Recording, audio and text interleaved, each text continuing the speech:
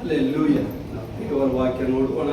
ಯೇಸು ಇವತ್ತು ನಮ್ಮ ಜೊತೆ ಏನ್ ಮಾತಾಡುವಂತರಾಗಿದ್ದಾರೆ, ಯೇಸು ನಮ್ಗೆ ಯಾವ ಕಾರ್ಯಕ್ಕಾಗಿ ಇಲ್ಲಿ ಕೂಡಿಸಲ್ಪಟ್ಟಿದ್ದಾರೆ, ಇವತ್ತು ನಾವು ಎಲ್ಲಿಂದ ಸಮಸ್ಯೆಗಳಿಂದ ನಾವು ಯಾವ ರೀತಿಯಾಗಿ ಹೊರಗೆ ಬರಬೇಕು, ದೇವರ ಹೃದಯವನ್ನು ನಾವು ಯಾವ ರೀತಿಯಾಗಿ ಅರಿತುಕೊಳ್ಬೇಕು, ನಾವು ದೇವರ ಹೃದಯವನ್ನು ನಾವು ಅರ್ಥಕೊಳ್ಳದೆ ನಾವು ತಿಳುವಳಿಕೆ ಇಲ್ಲದೆ ಆತನ ಹೃದಯದಲ್ಲಿ ಹೋಗುವುದಕ್ಕೆ ಚಾನ್ಸ್ ಇಲ್ಲ. ಎಲ್ಲಿವರೆಗೆ ನಾವು ಯೇಸುವಿಗೆ ನಮ್ಮ ಹೃದಯ ಒಪ್ಪಿಸೋದಲ್ಲದೆ ಆತನ ಹೃದಯ ನಾವು ತಿಳ್ಕೋಬೇಕು. ಯೇಸು ಎದಕ್ಕಾಗಿ ಬಂದ ಲೋಕದ ಮೇಲೆ? ನಮ್ಮ ಪಾಪಗಳಿಗಾಗಿ. ಮೊದಲನೇದು ಎದಕ್ಕೆ ಬಂದ? ನಮ್ಮ ಪಾಪಗಳಿಗಾಗಿ. ನಮ್ಮ ಪಾಪ ಎಲ್ಲಿಂದ ಸ್ಟಾರ್ಟ್ ಆಗ್ತದೆ? ನಾವೇನು ಪಾಪಿಯಾಗಿ ಹುಟ್ಟಿದೇವಾ? ಇಲ್ಲ. ನಾವು ಹುಟ್ಟುವಾಗ ಏನಿದ್ದೆವು? ಪವಿತ್ರರಾಗಿ ಹುಟ್ಟಲ್ಪಡ್ತೇವೆ. ಆದರೆ ಬರುವ ಸಮಯ ನಮ್ಮ ಆಜುಬಾಜು ಇದ್ದವರಿಗೆಲ್ಲ ನೋಡ್ತೇವೆ, ನಾವು ಎಲ್ಲೆಲ್ಲಿ ಹೋಗ್ತೇವೆ ಅದೆಲ್ಲ ಕಲ್ಕೋತೇವೆ. ಕಲ್ತಿ ಏನಾಗ್ತೇವೆ? ಪಾಪದಲ್ಲಿ ಬೀಳುವಂತರಾಗಿದ್ದೇವೆ. ಒಂದು ಮಗುವಿಗೆ ನೀವು ಮನೆಯಲ್ಲೇ ಇಡ್ರಿ, ಅದಕ್ಕೆ ಏನೂ ಗೊತ್ತಿರಲ್ಲ. ಹೊರಗೆ ಹೋಯ್ದಾಗ ಅದಕ್ಕೆ ಲೋಕನೇ ಗೊತ್ತಾಗಲ್ಲ. ಅದೇ ಹೊರಗಿದ್ದಿನ ಮಗುವಿಗೆ ತೋರಿಸ್ರಿ, ಎಲ್ಲ ಮಾತಾಡಲ್ಪಡ್ತದ ಅದು. ಅದೇ ರೀತಿಯಾಗಿ ನಾವು ದೇವರ ರಾಜ್ಯದಾಗ ಒಂದು ಮನೆಯಾಗಿರಬೇಕು. ದೇವರ ಅದಕ್ಕೆ ಅಂತನ ಪರಲೋಕ ರಾಜ್ಯ ನಿಮಗಾಗಿ ಮಾರ್ಪಡಿಸಿದೆ ಅಂತ ಹೇಳ್ತಾರ. ಅರ್ಥ, ನಮ್ಮ ಪಾಪ ಶ್ರೋತೆಗಳೆಲ್ಲ ನಾವು ಇಲ್ಲೇ ಬಿಡಬೇಕು. ಬಿಟ್ಟಾಗ ನಮಗೆ ಪರಲೋಕ ರಾಜ್ಯ ಸಿಗುತ್ತದೆ. ನಾವು ನೋಡ್ತೇವೆ ವಾಕ್ಯದ ಮೂಲಕ. ನಾವು ಯೇಸುವನ್ನು ನೋಡೋಣ. 2 ಕೊರಿಂಥ್ಯ 2 ಪೂರ್ವಂತ ಕಾಲ 20ನೇ ಸಂಧಿ 7ನೇ ವಚನ ಓದ್ರಮ್ಮ ಸಿಕ್ಕಿದರು. ಇಲ್ಲಿ ದೇವರು ಒಬ್ಬ ಇಸ್ರಾಯೇಲ್ ರಾಜ ಯೆಹೋಷಾಫಾಟನಿಗೆ ಮಾಡಿದ ಉಪಕಾರವನ್ನು ನಾವು ನೋಡುವಂತರಾಗಿದ್ದೇನೆ. ಆತನಿಗೆ ಏನೇನು ಉಪಕಾರ ಮಾಡಿದಾರಲ್ಲ ದೇವರು, 4000 ವರ್ಷಗಳ ಹಿಂದೆ ಮಾಡಿದ ಉಪಕಾರ ದೇವರು ಇವತ್ತು ಕಾರ್ಯ ಮಾಡುವಂತನಾಗಿದ್ದೇನೆ. ಪೂರ್ವಂತ ಕಾಲ 20ನೇ ಸಂಧಿ 7ನೇ ವಚನ ಓದ್ರು. ಒಂದೇ ವಚನ ಅದ, ಅದಿಷ್ಟು ಓದ್ರಿ. 20ನೇ ವಚನ 7ನೇ ಸಂಧಿ.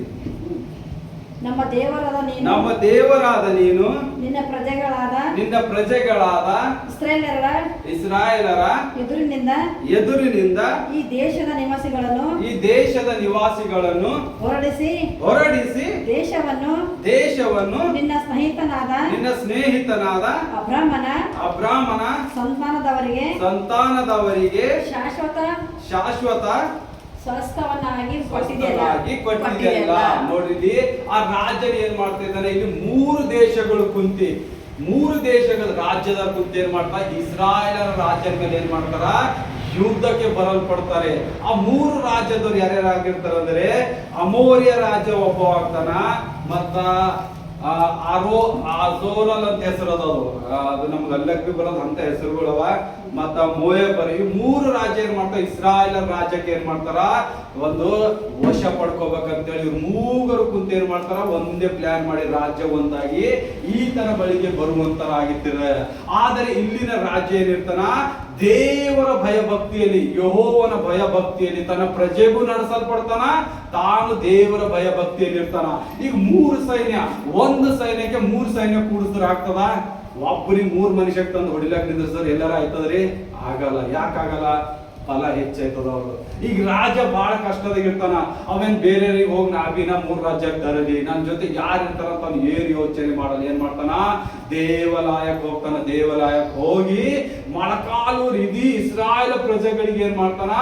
ಕೂಡಿಸಿ ಪ್ರಾರ್ಥನೆ ಮಾಡಿಸಲ್ಪಡ್ತಾನ. 3 ದಿವಸದ ಉಪವಾಸ ಪ್ರಾರ್ಥನೆ ಮಾಡ್ತಾರ ಅವರೆಲ್ಲರೂ. ಎಷ್ಟು?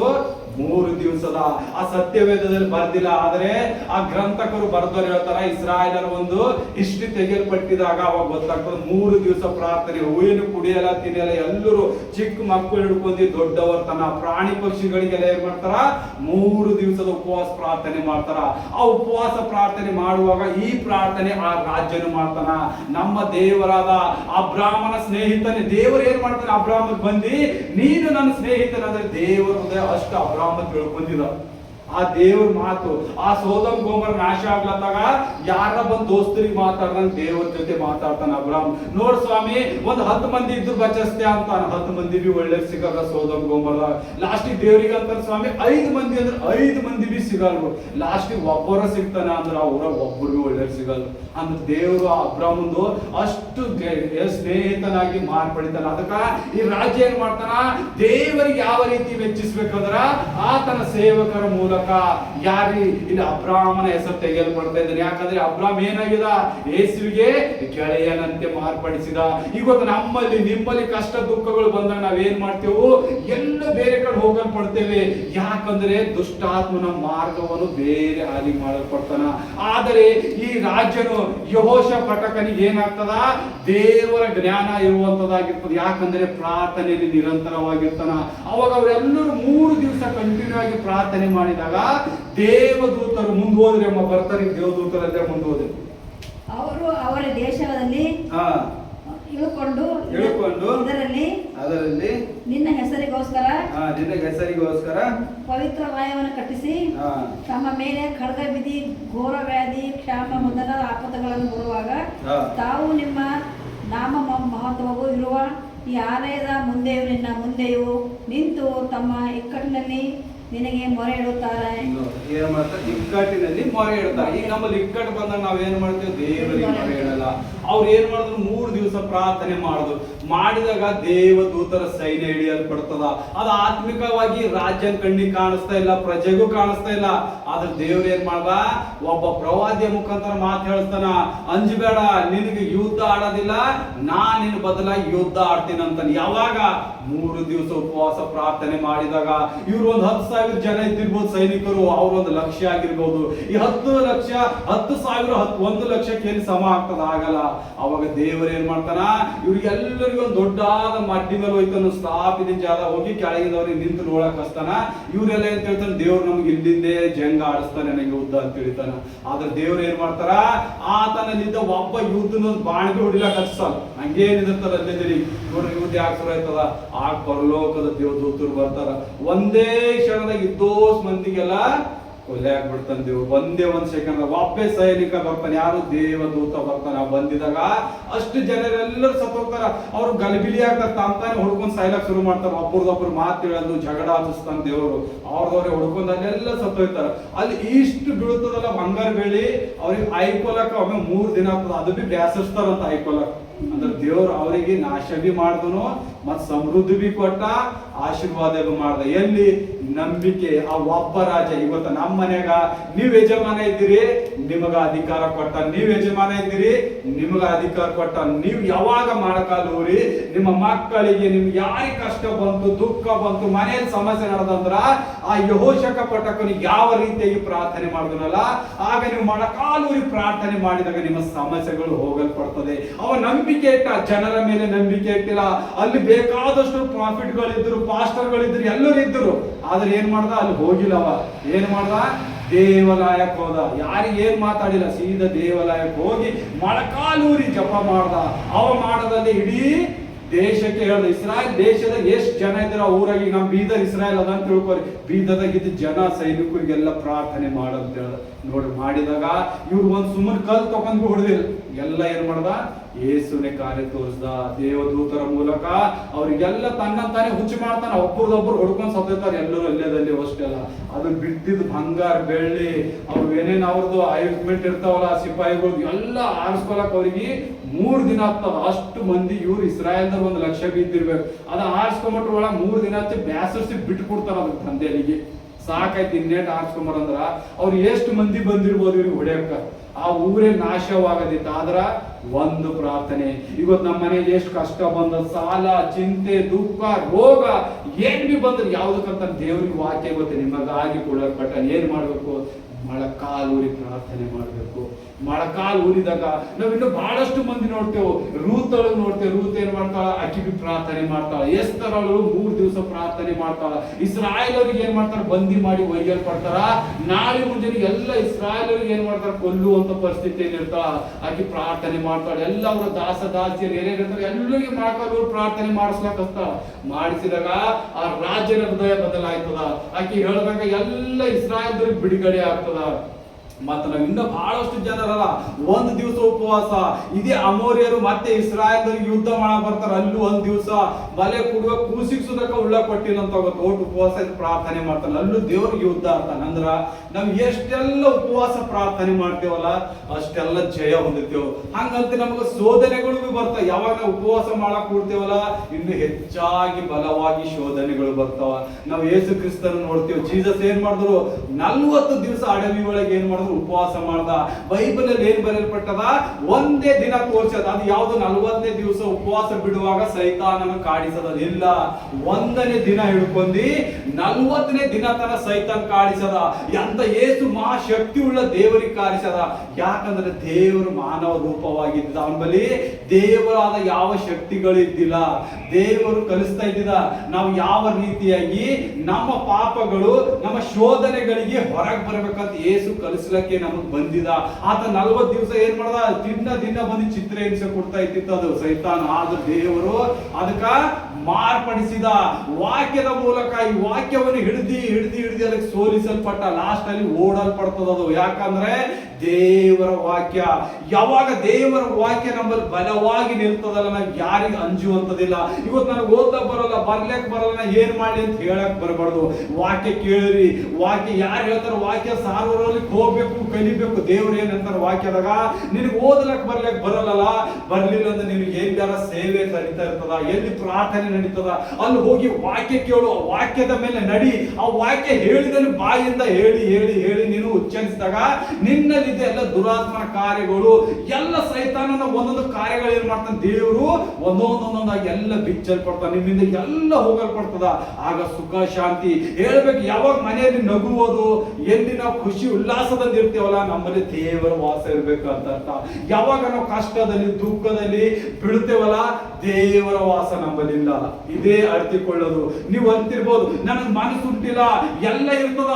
ಯಾರೋ ಒಬ್ಬರು ಫಿಲಿಂ ಸ್ಟಾರ್ ಹೇಳ್ತಾ ಇದ್ರು, ಆಕಿಗೆ 400 ಕೋಟಿ ರೂಪಾಯಿ ಹಣ ಆಸ್ತಿ ಆಕಿನ ಬಲ್ಲದ, ಗಂಡಿಲ್ಲ, ಮಕ್ಕಳಿಲ್ಲ, ಯಾರಿಲ್ಲ. ಆಕಿ ಬರಿತಾಳ ನ್ಯೂಸ್ ಪೇಪರ್ದಾಗ, ನಾ ಏನ್ ಮಾಡಿ ದೇವ್ರೆ ಇಷ್ಟ ಆಸ್ತಿ ಅಂತ ತಗೊಂಡಿ, ನನ್ನ ಮಕ್ಕಳಿಲ್ಲ, ಗಂಡಿಲ್ಲ, ಏನಿಲ್ಲ, ಆಸ್ತಿ ಅದ, ಏನ್ ಮಂಕೊಲಿ ಅದಂಗಲ್ಲ, ಏಟಂತ ಹೊಡೆಯಲಿ ಊರಿಗೆಲ್ಲ ತಳಸ್ತಿ, ಏನಂತ ಖರೀದಿ ಮಾಡಲಿ, ಎಷ್ಟು ಹೊಡೆಯಲಿ, ನೆಮ್ಮದಿ ಇಲ್ಲ. ನಮ್ಮ ಮಕ್ಕಳು ಅವ, ಮವ್ವ, ತಂದಿ, ಅಪ್ಪ ಎಲ್ಲರ ಆದ್ರ ಖುಷಿ ಇಲ್ಲ. ಯಾಕಂದ್ರೆ ದಾಹ. ಸೈತಾನ್ ಏನ್ ಮಾಡ್ತಾನ, ಇವತ್ತು 1 ಬಾಟಲ್ ಸಿಕ್ಕದಂದ್ರೆ ನಂಗೆ ಇನ್ನ 2 ಬಾಟಲ್ ಬೇಕಂತ ಯಾರು ಕೇಳ್ತಾರ, ಮಾನವನಿಗೆ ಕೇಳ್ತಾನೆ. ಯೇಸುವೆ ಇದು ನನಗೆ ಸಾಕದ, ನಿನ್ನ ಇಚ್ಛೆ ಎದುರು ಕೊಡು ಅಂತ ಯಾರ್ಯಾರು ಕೇಳಕ್ಕಿಲ್ಲ. ಇನ್ನೊಂದು ಕುಡು ಏಸಪ್ಪ, ನನಗಿನ್ನ 10 ಬೇಕಾದ್ರೂ ಕೊಡು, ನಾ ಇನ್ನೊಬ್ಬನ ಹಾಳು ಮಾಡ್ತೆ, ಅವನಲ್ಲಿ ಇದ್ದಿ ತಕೊಂಡ್ ಬರ್ತೆ, ಅದು ನನ್ನ ಮನೇಲಿ ಇಟ್ಕೋತೆ ಅಂತಾನ. ಆದ್ರೆ ಇಲ್ಲಿ ಏನಾಗ್ತದ, ದೇವರ ಕಾರ್ಯ ಮುಚ್ಚಲ್ಪಡ್ತಾ ಇದೆ, ಸೈತಾನನ ಕಾರ್ಯ ಹೆಚ್ಚಾಗ್ತದೆ. ಯಾಕಂದ್ರ ನಮ್ಮ ಶರೀರಕ್ಕೆ ಏನ್ ಬೇಕು ಅದೇ ಮಾತ್ರ ಕೇಳುತ್ತಿದ್ದೇವೆ ನಾವು. ದೇವರ ಆತ್ಮವಾಗಿ ಮಾತಾಡ್ತಾನ. ದೇವರು ಈ ಲೋಕದಲ್ಲಿ ಎಲ್ಲರಿಗೂ ಕಾಣಿಸ್ತಾನಲ್ಲ, ಆತ್ಮಿಕವಾಗಿ ಕಾಣಿಸ್ತಾನ. ಎದುರು ಕಾಣಿಸ್ತಾನ, ನಾವು ಇರಲು ಸತ್ತು ಹೋಗ್ತೇವೆ. ಅತ್ತೊಂದು ಈ ಸೂರ್ಯಗೆ ನಮ್ಗೆ ನೋಡಕ್ಕಾಗಲ್ಲ, ಸೂರ್ಯನ್ಕಿಂತ ಎಷ್ಟೋ ದೊಡ್ಡಾದ ಬೆಳಕದ ಅವನ ಬಳಿ. ಅವ ನಮ್ ಎದುರು ನಿಂತನಲ್ಲ, ನಾವು ಸಾಯಲ್ಪಡ್ತೇವೆ, ನಮ್ ಎಲುಗುಳು ಸಿಗಲು, ಅಷ್ಟು ಬೆಳಕದ ಅವನ ಪವಿತ್ರತೆ. ಅದಕ್ಕೆ ನಮ್ಗೆ ಆತ್ಮಿಕವಾಗಿ ಮಾತಾಡ್ತಾನ. ನಾವು ಒಂದೊಂದು ಕಾರ್ಯದಿಂದ ಹೊರಗೆ ಬರ್ಬೇಕಾದ್ರ ಈ ಯೆಹೋಶುವ ಘಟಕನಿಗೆ ಯಾವ ರೀತಿಯಾಗಿ ಮೊಣಕಾಲೂರಿ ಪ್ರಾರ್ಥನೆ ಮಾಡನಲ್ಲ, ನಾವು ಪ್ರಾರ್ಥನೆ ಮಾಡಬೇಕು. ದಾನಿಯೇಲ್ ಏನ್ ಮಾಡ್ತಾನ, ಅದೇ ದಾನಿಯೇಲು 10 ದಿವಸ ಫಾಸ್ಟಿಂಗ್ ಮಾಡ್ತಾನ. 10 ದಿವಸ ಫಾಸ್ಟಿಂಗ್ ಮಾಡಿದಾಗ ಒಂದು ರಾಜ್ಯದ ಊಟ ಉಣ್ಣುವವರು ಮತ್ತು ಒಣ ಊಟ ಉಂಬುವವರಿಗೆ ಸರಿ ಸಮಾನ ಇರಲ್ಲ. ರಾಜ್ಯದ ಊಟ ಉಂಡಿದವ್ರು ಏನಿರ್ತಾರ ಹಾಗೇ ಇರ್ತಾರ. ಆದ್ರೆ ಈ ದಾನಿಯೇಲು ಏನ್ ಮಾಡ್ತಾನ, ಅದೇ ಏನು ಕಾಯಿ ಪಲ್ಯ ಅದು ಇದು ತಿಂತೇ ಇರ್ತಾನ, ನೀರು ಕುಡ್ತಾನ. ನನಗೆ ರಾಜ್ಯದ ಊಟ ಬೇಡ ಅಂತಾನ. ಆ ರಾಜ್ಯ ಊಟ ಮಾಡಿದ್ರೆ ಅಲ್ಲೇ ಮಂಕಾಗಿರ್ತಾರ. ಹಂಗೆ ಇವನ್ ನೋಡಕ ಸರಿ ಆಯ್ತಾ, ನಿಮ್ಗೆ ಜ್ಞಾನ ಹೆಚ್ಚಾಯ್ತಾವ, ಇವನಿಗೆಲ್ಲ ಹೆಚ್ಚು ಮಾಡ್ತಾನ ದೇವ್ರು. ಯಾಕಂದ್ರ ದೇವರ ಮಾರ್ಗದಲ್ಲಿ ನಡೀತಾ ಇರ್ತಾನ. ಮತ್ 21 ದಿವಸ ದಾನಿಯಲ್ಲೇ ಪ್ರೇಯರ್ ಮಾಡ್ತಾನ. 21 ದಿವಸದಾಗ ಅವನು ಪ್ರಾರ್ಥನೆ ಮಾಡಕ್ ಕುಂತಿದಾಗ ಏನ್ ಮಾಡ್ತಾನ, ಅವನಿಗೆ ಉತ್ತರ ಕರೆಯಲ್ಪಡ್ತಾನ. ಆದ್ರೆ ದುಷ್ಟಾತ್ಮನು 19-20 ದಿವಸ ತಡೆ ಹಿಡಿತಾನ, ಅದು ಬರುವುದಕ್ಕಾಗಿ ಉತ್ತರ. ಯಾಕಾಗಿ, ಸೈತಾನ ನಮ್ಗೆ ಕಾಡಿಸ್ಬೇಕಂತಾನ. ಇವತ್ತಿನ ಜೀವಿತದಾಗ ಸೈತಾನನ ರಾಜ್ಯ ಹೆಚ್ಚಾಗಿ ಮಾರ್ಪಡ್ಲತ್ತದ. ನಾವೆಲ್ಲ ತಿರ್ಬೇಕು. ಎಷ್ಟೆಲ್ಲ ನಾವು ಪ್ರಾರ್ಥನೆ ಮಾಡ್ತೇವೆ, ಆದ್ರೆ ನಾವು ಪಾಪವು ಅಷ್ಟೇ ಮಾಡ್ತೇವೆ ನಮ್ಮಲ್ಲಿ. ಯಾಕಂದ್ರೆ ಪರಿಶುದ್ಧತೆ ಇರಲ್ಲ. ಪರಿಶುದ್ಧತೆ ನಾವು ಕಳ್ಕೊಂಡಾಗ ಏನ್ ಮಾಡ್ತೇವೆ, ದೇವರಿಗೆ ಮಾತಾಡುವಂತ ಶ್ರಮೆ ನಮ್ಮಲ್ಲಿ ಬರಲ್ಲ. ನಾವು ಪ್ರಾರ್ಥನೆ ಮಾಡ್ತೇವೆ, 1 ತಾಸು ಮಾಡ್ತೇವೆ, 2 ತಾಸು ಮಾಡ್ತೇವೆ, ಹಾಡಿನ ಮೇಲೆ ಹಾಡು ಹಾಡ್ತೇವೆ, ಎಲ್ಲ ವರ್ಷಿಪ್ ಮಾಡ್ತೇವೆ. ಆದ್ರೂ ಬಿ ದೇವ್ರೇ ನನಗೆ ಯಾಕೆ ಸರಿ ಬೀಳ್ತಾ ಇಲ್ಲ, ಯಾರೋ ಒಬ್ಬರು ನಿನ್ ಜೊತೆ ಗಾರನೇ ನಿಂಗೆ ಹಾಳು ಮಾಡ್ತಾ ಇದ್ದಾನೆ. ಯಾರು ನಿಮ್ಮ ಮನೆ ಪಾಪ ಮಾಡತ್ತಾರ, ಇವೆಲ್ಲ ಕಾರ್ಯ ಇರ್ತಾವ. ಅದಕ್ಕಾಗಿ ಆಶೀರ್ವಾದ ಬರಲಕ್ಕಿಂತ ಮುಂಚೆಗೆ ಏನಾಗ್ತದ, ಸೈತಾನನ ಎಂಟ್ರಿ ಹೊಡಿತಾನಲ್ಲಿ. ಸೈತಾನನ ಕಾರ್ಯ ನಡೆದಾಗ ಏನಾಗ್ತದೆ, ನಾವು ದೇವರನ್ನು ಸ್ಮರಿಸದೇ ಬಿಡ್ತೇವೆ. ದೇವರಿಗೆ ಅರಿಯುವುದೇ ಇಲ್ಲ. ದೇವರು ಎಲ್ಲ ಅಂತ ಕಾಯಬೇಕು. ನಾವು ದೇವರಿಗೆ ಕಾಯಲ್ಲ. ನಾವು ಎಕ್ಸಾಂಪಲ್ ಹೇಳ್ತೇವೆ, ಇದಕ್ಕಿಂತ ಮೊದಲು ನಾವೇ ದೇವ್ರದಾಗ ಇರೋದಾಗ ಏನಾದ್ರೂ ಕಾರ್ಯ ಬಂದಾಗ ನಾನೇ ಜಪ ಮಾಡ್ತಿದ್ದಿಲ್ಲ. ಏನ್ ಮಾಡಿದ್ರೆ ಏನಂತಿದ್ದೇವು, ಏನ್ ದೇವ್ರನ್ನ ಎಲ್ಲಾರ ಇರ್ತಾನ, ಎಂದ ಜಪ ಮಾಡರಿ, ಅರಿವಿ ತಗೊಂಬರಿ, ಡಿಸೆಂಬರ್ ಹಬ್ಬ ಬಂತು, ಕ್ರಿಸ್ಮಸ್ ಹೋಗ್ಬೇಕು, ಮನೆಗೆ ಬರ್ಬೇಕು, ಆದ್ರ ದೇವರ ಸತ್ಯ ಮಾತುಗಳು ಗೊತ್ತಿಲ್ಲ. ಎಲ್ಲಿ ತನಕ ಆತನನ್ನು ಅಂಗೀಕರಿಸಿ ಆರಿಸಿಕೊಂಡಿಲ್ಲ. ಹಂಗಂತ ಎಲ್ಲರನ್ನ ಆರಿಸಿಕೊಳ್ತಾನ ದೇವ್ರು. ಏನಂತಾನ, ನಾನು ಎಲ್ಲರನ್ನು ಯಾಜಕನಾಗಿ ಮಾಡಿದೆ. ಇವತ್ತು ನೀ ಪಾಸ್ಟರ್, ಎಲ್ಲರೂ ಪಾಸ್ಟರ್ಗೆ ದೇವ್ರು ಎಲ್ಲರಿಗೆ ಅಧಿಕಾರ ಕೊಟ್ಟಾನ. ಆದ್ರೆ ಕರೆಯಲ್ಪಟ್ಟವರು ಬೇರೆ ಆಗಿರ್ತಾರ. ಯಾಕಂದ್ರೆ ದೇವ್ರು ಎಲ್ಲರಿಗೂ ಹೇಳ್ತಾನೆ, ಎಲ್ಲರೂ ಸುವಾರ್ತೆ ಸಾರ್ಬೇಕು, ಎಲ್ಲರೂ ದೇವ್ರ ರಾಜ. ಇವತ್ತು ನಾ ಇದ್ದೆ, ಇವತ್ತು ಆಂಟಿ ಬಂದಾರ, ಆಂಟಿ ಮೂಲಕ 10 ಮಂದಿ ಬರ್ತಾರೆ, ಇದು ಒಂದು ಸುವಾರ್ತೆ ಅದ. ಇವತ್ತು ನಮ್ಮ ಅಮ್ಮರ ಅವರೆಲ್ಲ ಅಕ್ಕ ತಂಗಿರಿಗೆ ಹೇಳ್ಬೋದು, ಅವ್ರ ಬಳಿ ಹೇಳ್ಬೋದು, ಸೋಕ್ಯ ಇದು ವಾಕ್ಯ, ಇದು ಹಿಂಗದ, ಇದು ತಪ್ಪದ ಎಂಬ, ಇದು ತಪ್ಪದ ಅಂತ ಹೇಳ್ದಲ್ಲ, ಅದರಿಂದ ಒಂದು ಸುವಾರ್ತೆನೆ ಸಾರದ. ನಿಮ್ ಸ್ಕೂಲ್ದಾಗ ಹೋದಿ, ಇಲ್ಲಿ ಇದು ತಪ್ಪು ಮಾಡತ್ತಿ ನೋಡಿ, ಚೀಟಿಂಗ್ ಮಾಡತ್ತಿ, ಇದೆಲ್ಲ ಸುವಾರ್ತೆ. ಯಾಕಂದ್ರೆ ದೇವ್ರು ಇದಕ್ಕೆಲ್ಲ ಹೇಸಲ್ಪಟ್ಟಾನ. ಕೆಟ್ಟ ಕೆಲಸಕ್ಕೆಲ್ಲ ಹೇಸಲ್ಪಟ್ಟಿದ್ದಾನೆ. ಒಳ್ಳೆ ಕೆಲಸ ಮಾಡಿದಾಗ ನಾವೆಲ್ಲ ಪರಲೋಕಕ್ಕೆ ಹೋಗ್ತೇವೆ ಅಂತ ತಿಳಿಬೇಡ್ರಿ. ಒಳ್ಳೆ ಕೆಲಸ ಮಾಡೋರು, ದಾನ ಧರ್ಮ, ಏಟ್ ಚಂದನ, ಹೋಗೋರ್ ಬರ್ರಿ ನೀರು ಕೊಡ್ತಾನ, ಏಟ್ ಚಂದ ಮಾತಾಡ್ತಾನ, ಉಳ್ಳ ಕೊಡ್ತಾನ, ಇವ್ರಿಗೆಲ್ಲ ಪರಲೋಕದ ಜಾಗ ಇಲ್ಲ. ಇವ್ರಿಗೆ ಯಾರಿಗ ಜಾಗನೇ ಇಲ್ಲ. ಅವ ಅಂಗಡ ಮಂದಿ ಉಳ್ಳಾಕ್ ಹಾಕ್ತಾನ, ಇವ ಬಂದರಿಗೆ ನೀರು ಕೊಡ್ತಾನ, ಹಣದಿಂದ ಸಹಾಯ ಮಾಡ್ತಾನ. ಇಲ್ಲ, ಇವ್ರಿಗೆ ನಿತ್ಯ ಜೀವ ಸಿಗಲ್ದು. ಎಲ್ ತನಕ ದೇವರ ರಾಜ್ಯದಾಗ ನಡೆಯಲ್ಲ. ಆತ್ಮಿಕ ಜೀವನ ಯೇಸುವನ ಅಂಗೀಕರಿಸಿ ಪಶ್ಚಾತ್ತಾಪ ಪಟ್ಟಿ ನಾವು ದೀಕ್ಷಾ ಸ್ನಾನ ತಗೊಂಡು ಬ್ಯಾಪ್ಟೈಸ್ ಆದಾಗ ದೇವರ ಯಾವ ಫಲಗಳು ಅವಲ್ಲ, ಸುಳ್ಳು ಹೇಳ್ಬಾರ್ದು, ಮೋಸ ಮಾಡ್ಬಾರ್ದು, ವ್ಯಭಿಚಾರ ಮಾಡ್ಬಾರ್ದು, ಇನ್ನೊಬ್ಬರ ಆಸ್ತಿಯನ್ನು ಮೋಸ ಮಾಡ್ಬಾರ್ದು, ಇನ್ನೊಬ್ಬರ ಮಕ್ಕಳಿಗೆ ಏನ್ ಮಾಡ್ಬೇಕು, ನಾವು ನೋಡಿ ನಮ್ಗೆ ಇಲ್ಲಲ್ಲ ಅಂತ ಹೊಚ್ಚೆ ಕಿಚ್ಕೊಡ್ಬಾರ್ದು. ಇನ್ನೊಬ್ಬರಿಗೆ ನೋಡಿ ನಾವು ಏನೇನ್ ಮಾಡ್ತೋ ಅವ್ರ ಮನೆ ಹಿಂದ ದೊಡ್ಡ ಆಗ್ಯದ. ಇವೆಲ್ಲ ಕಾರ್ಯ ನೋಡಿದಾಗ ದೇವರು ಏಸುತ್ತಾನ. ನೀ ಎಷ್ಟೆಲ್ಲ ಮಾಡೋದಿಲ್ಲ, ದೇವರ ಮಾತು, ದೇವರ ಬೆಳಕು ನಿಮ್ಮಲ್ಲಿ ಇದ್ದ ಮಾತ್ರ ನಾವು ಪರಲೋಕ ಹೋಗೋ ಚಾನ್ಸ್ ಇರ್ತದ. ನಾವು ಅಂತೇವು, ನಾವ್ ಇಲ್ಲಿ ಮರಣ ಹೊಂದುತ್ತೇವು, ನಮ್ಮ ಪರಲೋಕದಾಗ ಯಾರು ನಮ್ ದೇಹ ಕೊಡ್ತಾರ ಅಂತ ಕೇಳ್ತಾರ. 4 ಮಂದಿ ಯೂಟ್ಯೂಬ್ದಾಗ ಕೇಳವ್ರಿ, ಯಾರು ಬರ್ತಾವ ಪರಲೋಕ ರಾಜ್ಯದಾಗ?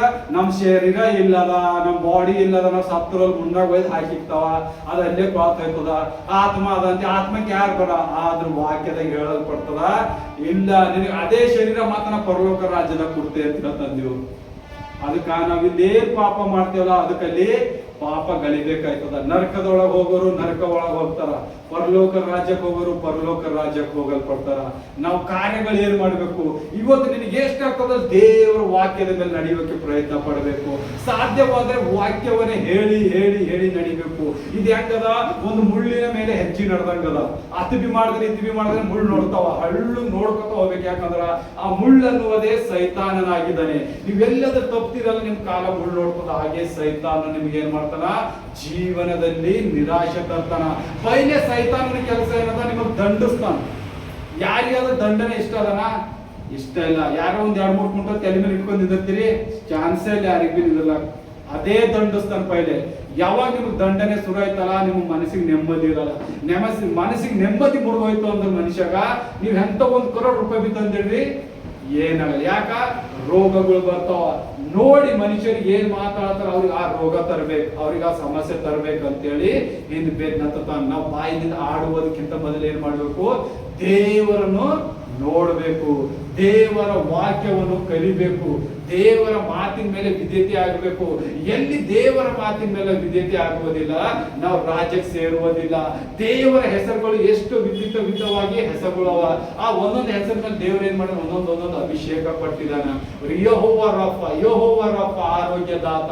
ನಿನಗೆ ಆರೋಗ್ಯ ಇಲ್ಲ, ಯೆಹೋವ ರಫ ಅಂತ ಅಂದಾಗ ನಿನಗೆ ದೇವರು ನಿನ್ನ ಮೊಗ್ಗಲಲ್ಲಿ ಬರ್ತಾನ. ದೇವದೂತರನ್ನು ನಮಗಾಗಿ ಇಡ್ತಾನ. ಆದ್ರೆ ಆತ ನಮ್ಮ ಜೊತೆ ಆಗಿ ಆತ್ಮಿಕವಾಗಿ ಕಾರ್ಯ ಮಾಡ್ತಾನ. ಬಲಶಕ್ತಿ ಎಲ್ಲಿಂದ ಬರ್ತದ?